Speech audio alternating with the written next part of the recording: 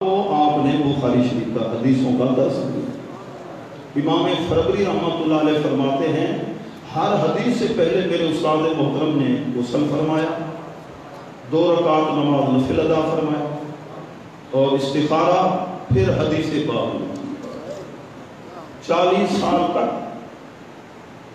ان کے بارے میں آتا ہے روٹی ایسے کھا لیتے جیسے سالن کے بچے۔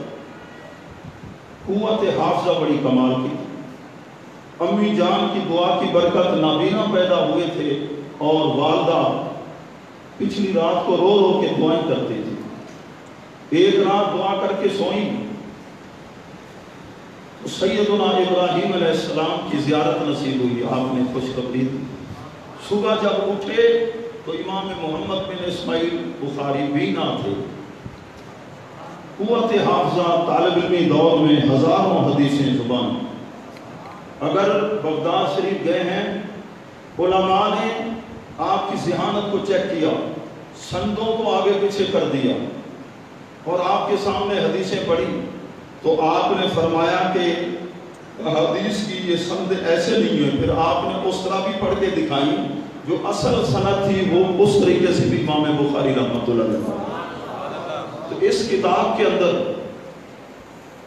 عقائد سے متعلق، عبادات سے متعلق، معاملات سے متعلق اور مناقب ہوں، یعنی دین متین کی جو سمجھیے یہ جامع کتاب اور برکت والی کتنی ہے۔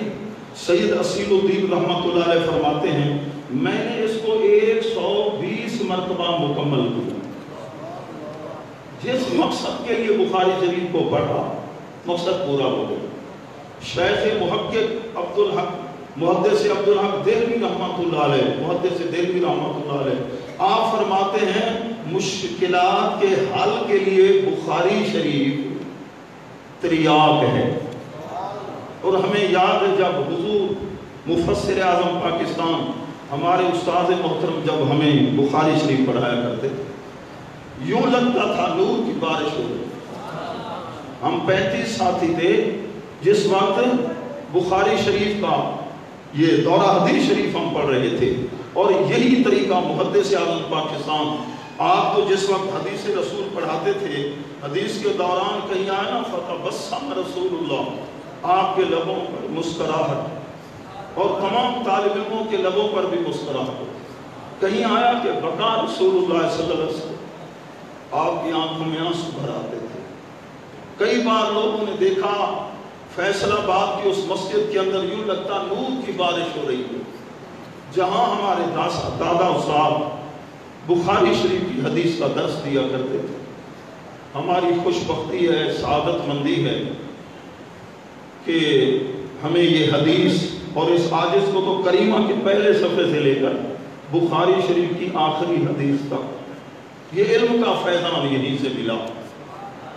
اور الحمدللہ پیارے محبوب کے پیارے غلاموں امام بخاری رحمۃ اللہ علیہ نے بخاری شریف کی شروع میں حدیث کون سی لکھی؟ انما الاعمال بالنیات۔ جب تک اخلاص نہ ہو عمل قبول نہیں ہو، اخلاص۔ اور آخر میں حدیث کون سی لائے؟ اس کا تعلق ہے دنیا کے ساتھ، اس حدیث کا تعلق ہے آخرت کے ساتھ۔ تو آپ نے یہ بتا دیا کہ یہ عمل بھی ہے اور اخلاص۔ آج بھی جن شخصیات کا ہم ابھی جو بھی اظہار خیال کرتا ہے تو ہمارے اکابر کا نام لے رہا ہے، وجہ کیا ہے؟ آپ ان کے حالات زندگی پڑھیں، سر سے لے کر پاؤں تک اخلاص اخلاص اخلاص اخلاص، اللہ کو راضی کرنے کے لیے، اللہ کے پیارے محبوب کی محبت دل میں رکھ کر انہوں نے حدیث رسول کا درس دیا، ساری زندگی دین کی خدمت کی۔ آخر میں یہ گزارش کروں گا جنہوں نے میرے پاس حدیث پاک پڑھی ہے، بیٹا اب فارغ بے فارغ و تحصیل، فارغ کا معنی یہ نہ سمجھ لینا کہ اب آپ بالکل فارغ ہو گئے ہیں، اب آپ کی ذمہ داری اور بڑھ گئی ہے۔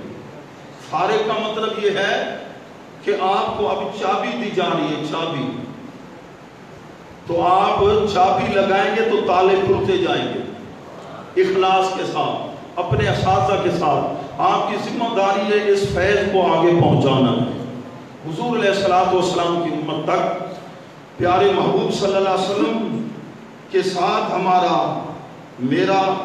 یہ میری سند جو ہے میرے استاد محترم سے، پھر اسی طرح امام بخاری رحمۃ اللہ علیہ سے ہوتی ہوئی سیدنا ابو ہریرہ رضی اللہ تعالیٰ، پھر سیدنا ابو ہریرہ رضی اللہ تعالیٰ کے واسطے سے حضور علیہ الصلوۃ والسلام تک ہماری یہ سند، پیارے محبوب کے پیارے غلاموں، تو ہمارے اکابر کا یہ طریقہ تھا کہ حدیث پڑھو، صاحب حدیث کی دل میں محبت و پیار، اس لیے تو حضرت فضل الرحمن گنج مراد آبادی رحمۃ اللہ علیہ کے پاس ایک محدث آئے، کہنے لگے حضور میرا جی چاہتا ہے بخاری شریف کی ایک حدیث تو آپ مجھے پڑھا۔ آپ نے فرمایا بخاری شریف کھولو پڑھو۔